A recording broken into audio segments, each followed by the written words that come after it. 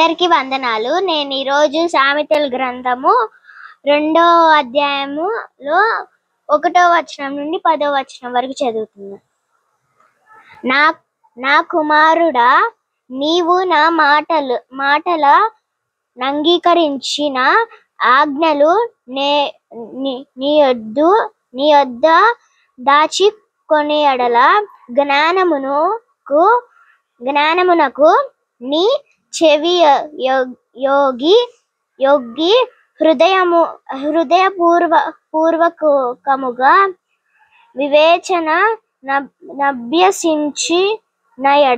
నభ్యసించిన ఎడల తెలివికై మొర పెట్టిన ఎడల వివేచనకై మనవి చేసిన ఎడల వెండిని వెదికినట్లు దాని వెదికిన ఎడల దాచబడిన ధనమును వెదికినట్లు దాని వెదికిన ఎడల యెహోవా యందు భయభక్తులు కలిగి ఉండుట ఎట్టిదో నీవు గ్రహించెదవు.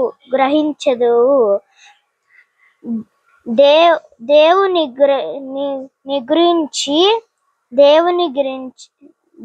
గురించి విజ్ఞానము నీకు లభించును. యెహోవాయే జ్ఞానమిచ్చువాడు, తెలివియు వివేచనయు ఆయన నోటి నుండి వచ్చున. ఆయన యథార్థము వట్లను వర్ధిల్లజేయును. యథార్థవంతులను వర్ధిల్లజేయును.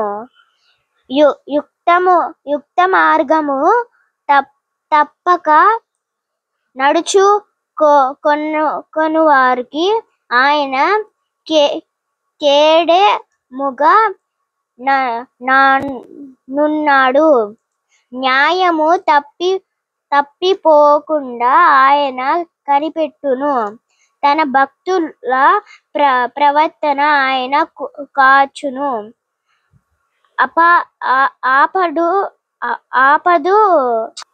అప్పుడు నీతి న్యాయములను యథార్థతను ప్రతి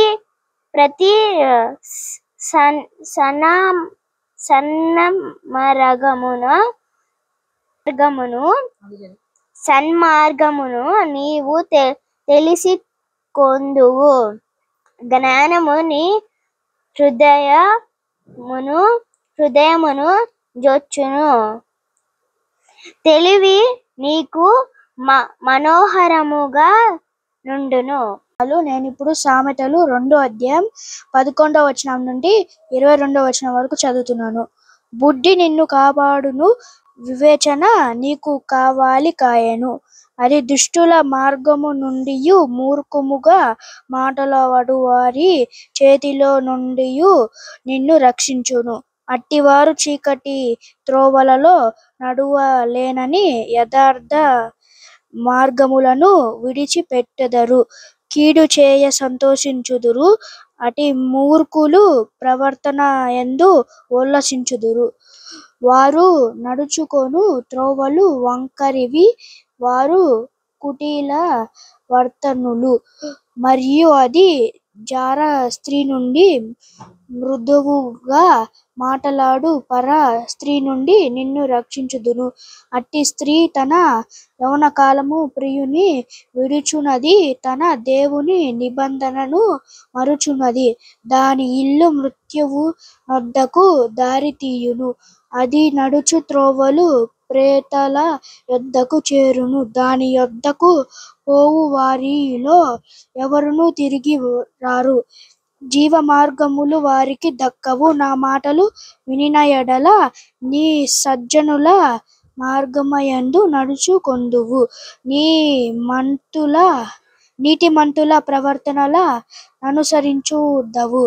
యథార్థవంతులు దేశమునందు నివసించుదురు. లోకము లేని వారు లోపము లేని వారు దానిలో నిలిచియుందురు. భక్తిహీనులు దేశములో నుండకుండా నిర్మూలమగుదురు. విశ్వాసఘాతకులు దానిలో నుండి పెరికి వేయబడుదురు. ఆమేన్.